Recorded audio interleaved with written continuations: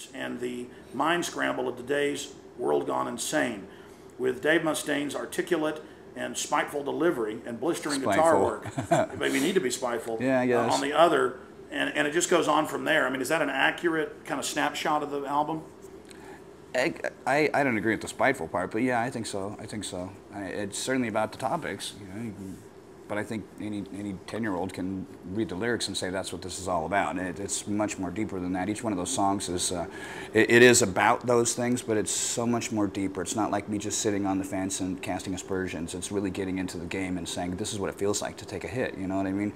I know from firsthand with being involved in the money business when I went to school to be a stockbroker. There's things that I learned about money that, you know, they just don't teach people, and they want to keep people stupid. So, you know, I had that song, The Right to Go Insane, and that song, those lyrics are actually toned down because I went naming people's names and all kinds of stuff like that in the first version of it. So wow. That demo tape, if it ever gets circulated, it'll probably make a lot of people pissed.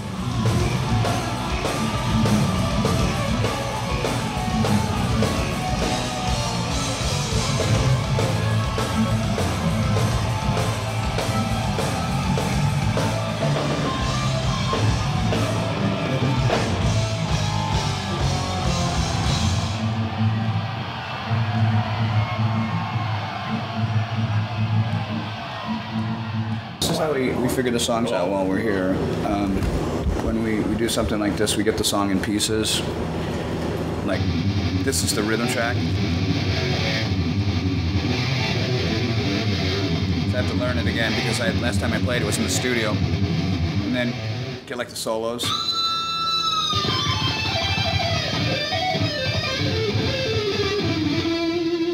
That's what the solo sounds like, soloed out. Another solo.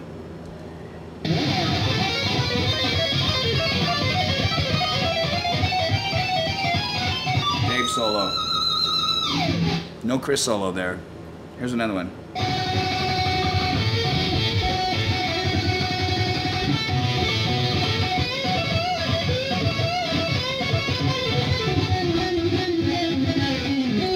You just loop it. You just keep going back and forth over it until you figure it out. So. And then the whole thing sounds like this.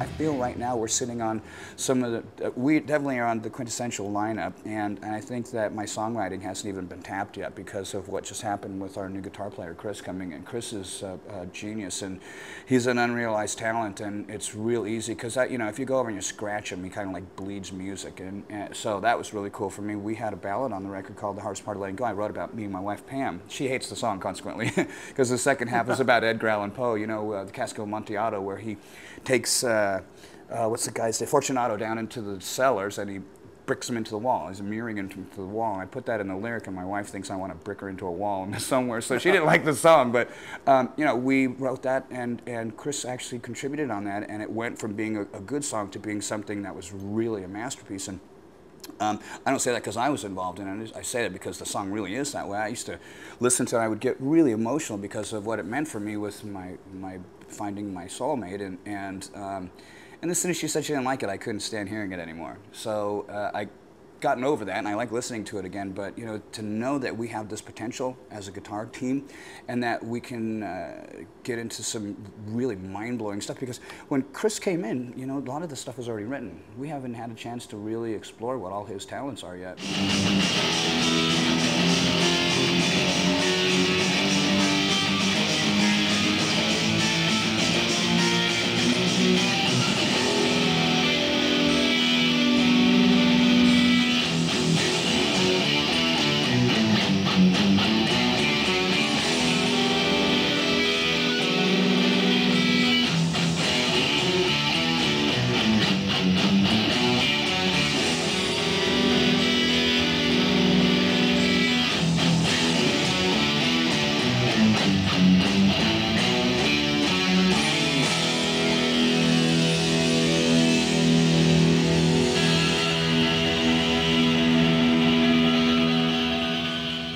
Tell us just about the cover. Yeah, Well, obviously those are the FEMA coffins that everybody's talking about, being in the Midwest, and I haven't seen them myself, but you know, I've seen pictures, and you know, we had this symbology that was like the Hebrews being marched through the Red Sea.